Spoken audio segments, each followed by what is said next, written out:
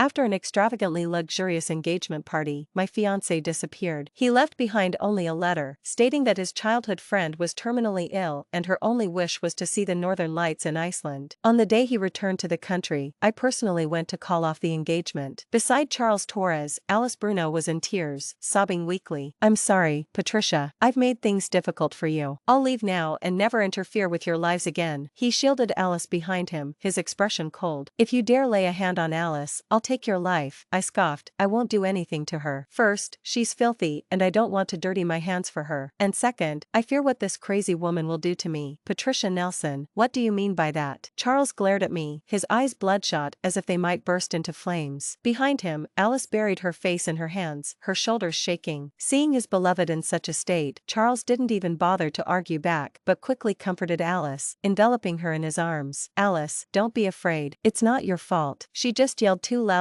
and scared you." I was almost amused by his outrage and tossed a piece of paper at him. It was a health report, proving Alice was perfectly healthy. I wanted Charles to see the truth, to realize what absurd things he had done under deception. Charles didn't even glance at it, tossing it aside. "Patricia, I never knew you were such a heartless woman. You know Alice can't handle stress, and yet you forge lies to frame her. She's still sick, and you keep causing such scenes. Can't you be more considerate, tolerate?" It turned out in Charles's heart, I was just being unreasonable. I laughed mockingly at myself, took a deep breath, and held back the tears in my eyes. It turned out that our 10 years of acquaintance and 7 years of love seemed to weigh less to him than a single tear from Alice. Whatever Alice wanted to eat, he'd go out to buy it even in the rain. If Alice was in a bad mood, he'd stay up all night to keep her company. When Alice was sick and hospitalized, he was there without rest, always by her side. And every time I argued with him, all I got in return was the same answer: "I see Alice as my own sister. You're overthinking it." He even kept psychologically manipulating me, insisting that since I loved him, I should respect his female friend. Just thinking about this pair, who masqueraded as righteous siblings but were as close as childhood sweethearts, made me sick. I looked coldly at Charles. "I've already called off our engagement, and I won't overthink anymore." Perhaps it was because my expression was too serious. A flicker of something I couldn't read passed through Charles's eyes. Confusion? I couldn't tell. He released Alice's hand, his expression unkind. "The news about Alice came too suddenly. I didn't have time to tell you, but I left you a letter too. What are you still unsatisfied with? We were engaged, yet you made a joke of breaking up with me. Patricia, don't you think you're being childish?" Childish? I brushed away Charles's outstretched hand and slowly removed the dazzling ring from my finger, the ring Charles had personally slipped on. Back then, his eyes were filled only with my reflection. "Patricia, trust me. I really want to marry you." As I pulled off the ring, the handsome face of the past was replaced by his current sullen look. I threw the ring at his face. "I'm sorry, Mr. Torres, since you disagree with breaking up, then now, it's me dumping you." The old Charles Torres, not so much. He and I met at a party. At that time, he was the crown prince of the capital that everyone fought to please, while I was just a second generation of the demolition of the people looked down upon. The princes and princesses of the capital met each other early on, and have long since formed a united xenophobic alliance with each other. They looked at me with unmerciful taunts in their eyes. "Who do I think it is? The daughter of a thug? How can she have the nerve to mingle in a banquet like this? Yenji, don't you think so?" Charles Torres, who had been asked, merely frowned, his handsome face turned and scanned the group impatiently. "If you have nothing to do, go out and find some amusement. Don't gather around here to make noise and annoy people." The crowd disperses and Charles Torres looks me in the face and leans over and snorts softly. Empty gestures. I'm not slow to drop the slate I've hidden behind my back. If Charles Torres hadn't relieved himself, the gent at the front of the party would have been opened up. Looking back at Charles Torres's cold face, I returned it with the same flirtatious tone. Sick in the head, and yet, I didn't realize that Charles Torres was stalking me because of those 4 words. In his words, no one had ever dared to call him sick in the head to his face, and he made sure to show me what he was made of. And when I found out, I just left a faint comment. "No one ever dares to say it to your face. Is it because everyone talks like that behind your back?" And that, unfortunately, fell on the ears of Charles Torres. He was furious and declared to the group of followers who held him up almost as an emperor that he would not take Gu's name if he didn't make me apologize to him on my knees in front of the whole school. I rode by on my bike and fished out a handful of mud to throw on his handmade custom shirt. Emperor Gu instantly turned into a little beggar, and while his followers couldn't hold back their laughter, I had already ridden away in a puff of smoke. I thought we'd keep looking at each other like this, but the very next day, he saved me from a robbing van. Just one step away from being knocked to my bones, I gasped in Charles Torres' arms. I didn't even notice that my back was pressed against his chest and his body heat was ironing through the thin layer of his shirt. I thanked him in shock, but Charles Torres laughed. It was the first time I had ever seen him smile that softly. "If you want to thank me, be my girlfriend." Maybe it's because of the danger they'd just experienced. My heart was beating violently in my chest like a drum, but I knew I could never say yes to him. Let's put aside for a moment whether or not he did it on a whim. Just that huge gap in family history between us was enough to torment me and him. I righted the strap of my book bag and unceremoniously distanced myself from him. "I'd better go to the school gates and apologize to you on my knees." I didn't end up on my knees. Because the van wasn't an accident, it was a plot devised by the robbers. They want to kidnap me and use me to get money from my parents. I told them calmly, "My dad remarried, and they can't wait for you to get me killed. There's no way they're going to pay you." But how could the kidnappers believe it? They approached step by step with sharp knives. Just then, a silhouette rushed out. "It's Charles Torres." Protecting me, he only dropped it coldly. "Run, go to the police." I wasn't in the mood for any "you go now, you don't go now, I won't go now" drama with him, but instead exerted the fastest speed I've ever had and darted to a public phone booth to bring in help. When the police arrive, Charles Torres has a knife in the small of his back and has been unconscious for many hours.